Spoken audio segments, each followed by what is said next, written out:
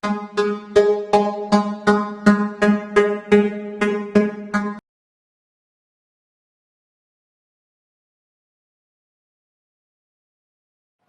a todos, boa noite, bom dia, boa tarde. A gente está aqui mais uma vez para a nossa aulinha de redação, dicas, né? Para a gente fazer uma prova de redação bacana para o Enem. E hoje eu quero trocar uma ideia com vocês, conversar um pouco sobre mais algumas dicas, né? Principalmente de introdução para a redação do Enem, né? É importante a gente lembrar que para escrever a introdução, do primeiro passo que a gente tem é que ler com cuidado, né, a proposta de redação, construir o esqueleto do texto, né, definir, como eu tenho falado nas duas primeiras aulas, a nossa tese, o nosso argumento, para a gente poder seguir com a nossa redação, né? Com o esqueleto pronto, a gente segue ali a nossa redação.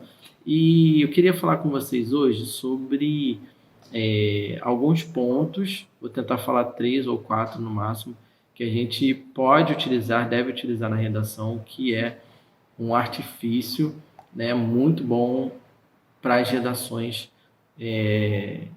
de cunho dissertativo argumentativo, como é do Enem.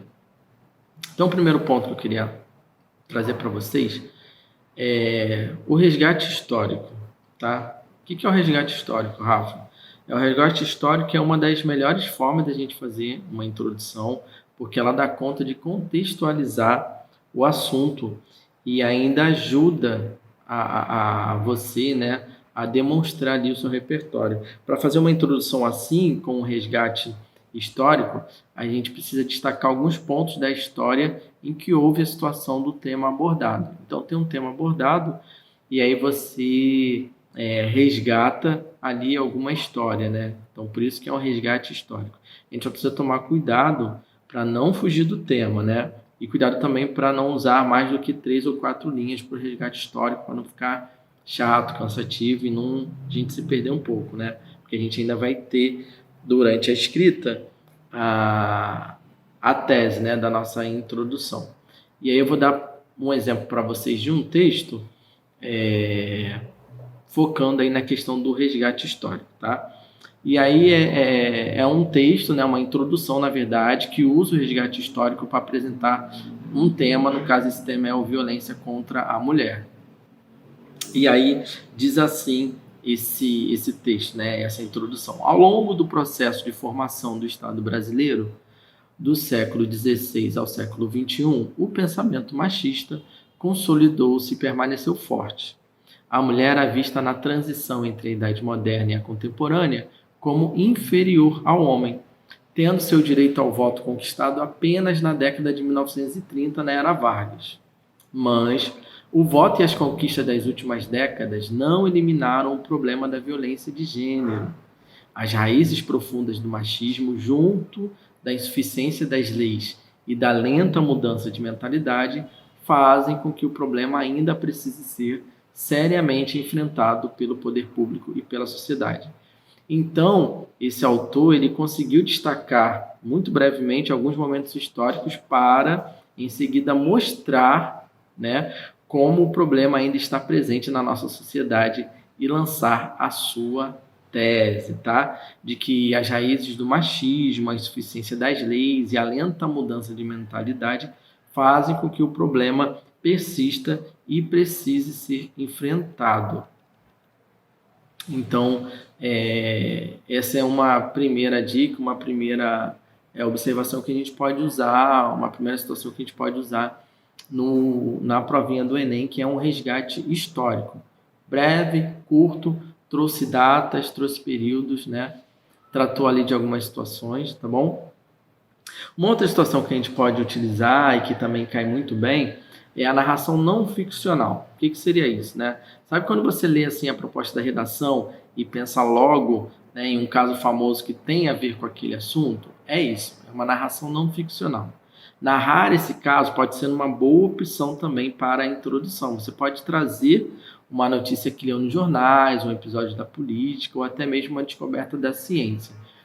Porém, é importante garantir que a história seja verificável, pois o corretor, o avaliador, precisa saber que o fato aconteceu mesmo ou, ao menos, encontrar facilmente esse fato ali na internet. Portanto, evite situações que aconteceram no seu bairro ou na sua família. Tem que ser uma situação que tenha estourado, digamos assim, nas mídias sociais principalmente. E aí, ao fazer uma narração não ficcional, você também vai mostrar o seu repertório de atualidades e vai ganhar pontos nesse item. E aí vou dar um exemplo, né, que eu retirei aqui sobre intolerância religiosa. Diz assim, ó, em 2014, no Guarujá, litoral paulista, uma mulher foi amarrada, espancada e morta na rua por dezenas de pessoas que, após lerem boatos na internet, a acusavam de utilizar crianças em rituais de magia negra. Essa história, assim como inúmeras outras semelhantes, são resultados da persistência da intolerância religiosa na sociedade brasileira. E aí, então, nesse caso, o autor ele traz uma notícia de bastante repercussão para mostrar que a intolerância religiosa persiste no país. Então, ele datou, ele trouxe uma situação que, quando o avaliador for analisar, ele, opa, já ouvi essa história, já li essa história em algum lugar. E também outra carta na manga que a gente pode utilizar é a narração ficcional, tá? E aqui o seu repertório, por exemplo, de Amazon Prime, de Netflix, de Google Play, pode entrar em ação, né? Você pode também escolher uma situação de um livro, né? Enfim, de um filme que você tenha visto, das várias séries que a gente assiste, né?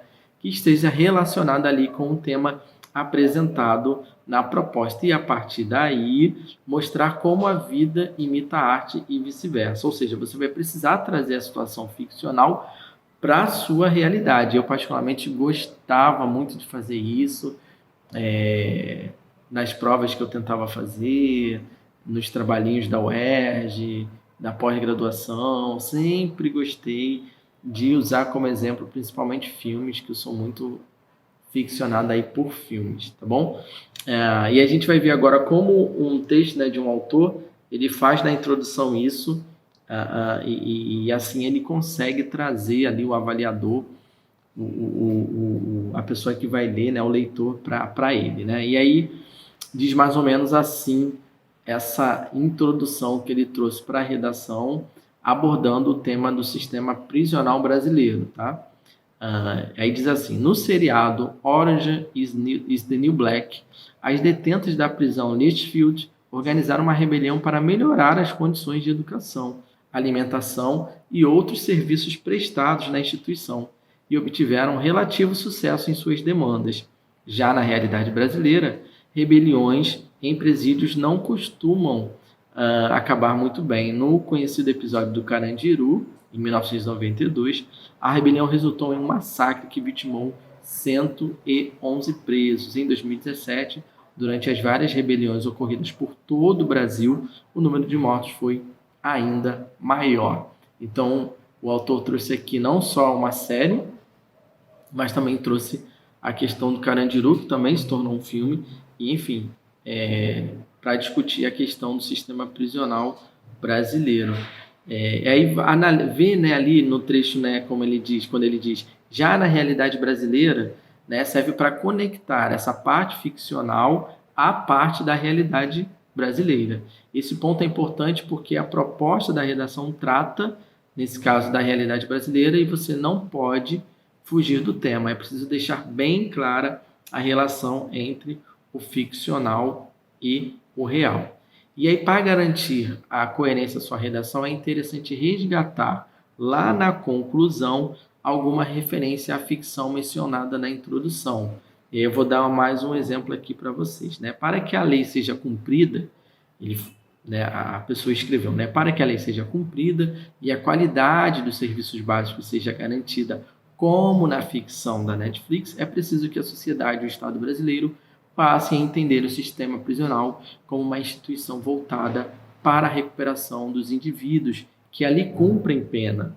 Só com essa visão será possível promover mudanças capazes de impactar a vida das pessoas. Então, é interessante trazer essa questão da ficção, mas ao final, na conclusão, também trazer esse resgate para que o texto tenha uma conclusão bacana, uma conclusão ali interessante. E por fim, eu vou trazer também mais uma carta na manga que a gente pode utilizar na nossa introdução, que é a citação, né? A citação é uma das formas mais conhecidas e talvez a mais clichê de fazer a introdução, e é utilizando uma citação, né? Como eu estou dizendo aqui para vocês. Mas a gente tem que ter muito cuidado, né? Tentar não fugir das frases mais conhecidas, e garantir que a citação escolhida tenha relação direta com o tema proposto. É importante que a ideia da citação esteja alinhada ali com o raciocínio que você vai desenvolver e a tese que você vai defender, senão você vai acabar se perdendo. Uma boa citação não é, tá, necessariamente a frase de um filósofo e pronto, e acabou. Pode ser a fala de um político, de um artista, pode ser um trecho de uma música, algo que eu uso muito também. E aí a gente vai ver aqui a introdução da retirada de uma redação sobre o problema de saúde pública no Brasil. Olha que bacana, ó. Plano de saúde de pobre, é não ficar doente. O trecho da música Boca de Lobo, do rapper Criolo, mostra o drama da sociedade pública no Brasil, enquanto os ministros, senadores e membros do alto escalão do governo usufruem, junto da elite, de hospitais particulares reconhecidos internacionalmente, a população fica à mercê de um sistema de saúde lento e sobrecarregado. Enquanto a classe política não precisar usar os serviços do SUS, ela continuará a negligenciá-lo. Então, ele cita ali um trecho da música do Criolo, né, do rapper Criolo. Plano de saúde de pobre, é não ficar doente. E aí começar o texto com uma citação também é uma forma de mostrar o seu repertório. Mais do que isso, se usar a frase de alguém bastante conhecido, você vai ter o que a gente chama de um argumento de autoridade, quando você traz uma frase, uma citação de alguém que é conhecido, né? Ou seja, você não está sozinho naquela afirmativa, tá? Alguém conhecido, alguém reconhecido está concordando com você. Então ouça boas músicas, Caetano Veloso, Gilberto Gil, Criolo, né, e tantas outras músicas bacanas mesmo, né? MPB tem muita coisa rica, sabe? Então é bom a gente ouvir essas boas músicas, tá? Mas, porém, no entanto, todavia, tome cuidado para que a citação não seja muito longa, né, ofuscando o seu próprio texto. Afinal, os corretores, os avaliadores também valorizam o que chamamos de autonomia, que é a capacidade de mostrar as nossas próprias ideias. E um detalhe, né? Ao fazer a citação, você pode utilizar o discurso direto. O que é o discurso direto? Quando você escreve a frase exata, entre aspas, assim como a frase do Criolo, da qual eu falei acima, né? Ela estava ali entre aspas. Ou discurso indireto, perdão, quando você escreve com as suas palavras e não usa as aspas. Se você não se lembrar da frase exata, cite de forma indireta, mas nunca se esqueça de indicar o autor, tá bom? Vou ficando por aqui. Então a gente hoje falou um pouco mais sobre como começar a nossa introdução de uma redação e algumas dicas, né? Como eu falei, algumas cartas na manga. Então, a gente pode usar a citação, que é um clichê que a gente sempre utiliza muito bem. A gente pode utilizar a narração ficcional, que é uma série, um filme, tá bom? Um livro que você tenha lido. A narração não ficcional, que é realmente algo que aconteceu, um assunto grande no planeta, ou no seu país, ou na sua cidade, né? Como, por exemplo, as Torres Gêmeas, né? O que aconteceu com as Torres Gêmeas, ou enfim, tantas outras coisas, o impeachment que pode ter acontecido, tá? Em tantas outras coisas. E iniciei falando sobre o resgate histórico, né? A gente trazer aí o resgate histórico de algo que tenha acontecido, e aí você traz ali datas, traz ali períodos, tá bom? É isso. Esse vídeo estará aí com vocês e a gente vai se falando aí nas nossas mídias sociais, no nosso Google Sala de Aula. Qualquer dúvida, nos procure, me procure, tá bom? É isso, fiquem com Deus. Um forte abraço. Tchau, tchau.